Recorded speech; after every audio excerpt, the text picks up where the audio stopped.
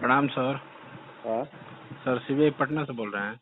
बोल रहा हूँ। सर मैं मुकुल राय बात कर रहा हूँ गोपालगंज से। बताइए। सर एक इन्फॉर्मेशन आपको देना था कि अभी आप ये अयान सिंह का एक मैटर सुन रहे होंगे आप। किसका?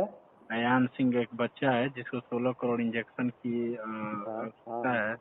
हाँ तो सर उसमें एक इन्फॉर्मेशन आपको ये देना था हाँ कि जो अयान सिंह के पिता आलोक कुमार सिंह हैं और उसके चाचा आदित्य सिंह, हाँ। ये दोनों लोग पहले वहाँ पे रांची में मर्चेंट नेवी का कोर्स चलाया करते थे। क्या ठीक है?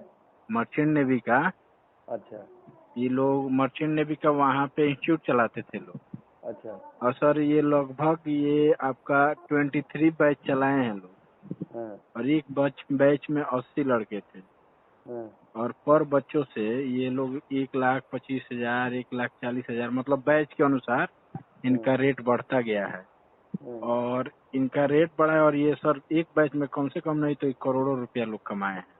हाँ। उसी बैच का मैं भी लड़का रहा हूँ सर। अच्छा और उसके बाद से ये हम लोगों को जीपी रेटिंग का कोर्स कराते थे और जीपी रेटिंग कोर्स के नाम पर ये हम लोग डेक कैडेट का कोर्स करा देते थे हाँ और ले जाते थे कोलकाता और लखनऊ। वहाँ इनको टाई अप था वहाँ इंस्टीट्यूट वालों से। हाँ तो 7 दिन 10 दिन का कोर्स करा करके और ये लोग हाँ भेज देते थे हम लोग को, जबकि ये लोग बोलते थे कि सीटीसी आपको इंडियन सीटीसी हम लोग देंगे और ये लोग देते थे पैनामा सीटीसी। इसमें सर मैक्सिमम कॉस्ट मान के चलिए 12 से 15 हजार रुपया आता है और एक बच्चे से 1,25,000 1,40,000 लिया गया। इनका सर मानेर में एक आईटीआई है, मौर्य आईटीआई करके। ये उसी के पैसे से उधर पैसा इन्होंने लूटा और इधर इन्होंने बना लिया। ये चीज है। अब इसमें सर एक डाउट हम लोग को ये हो रहा है, ये तो मान लीजिए इतने बच्चों के साथ जिंदगी के साथ खिलवाड़ किए, सारे बच्चों का जिंदगी का खिलवाड़ करके और उनका भविष्य चौपट कर दिए। सर उसमें ऐसे ऐसे बच्चे आए थे जो इंटरेस्ट पे पैसा लेकर पढ़ने आए थे और सबके साथ ही लोग खिलवाड़ किए। और इनके ऊपर रांची में पंडरा थाने में 2 एफआईआर दर्ज थी इनके ऊपर। 2 एफआईआर दर्ज थी और उसके बाद इन्होंने पैसे के बल पे वो एफआईआर को दबा करके और इन्होंने उस टाइम अपना केस में निकल गई है। अब इस टाइम सर ये 16 करोड़ जो कलेक्शन कर रहे हैं कम्युनिटी कंट्रीब्यूशन, इसमें सर हम लोग को डाउट हो रहा है। डाउट ये हो रहा है कि इनके पास सर पैसे की कमी नहीं है, पहला बात। दूसरा बात कि ये चाहते तो अपने बच्चे का इलाज करा सकते हैं सर। ये लोग इतना बड़ा फ्रॉड है कि पैसे के लिए सर ये लोग कुछ भी कर सकते हैं। हम लोग को अभी भी डाउट है कि क्या पता उस बच्चे को सच में बीमारी है कि नहीं है।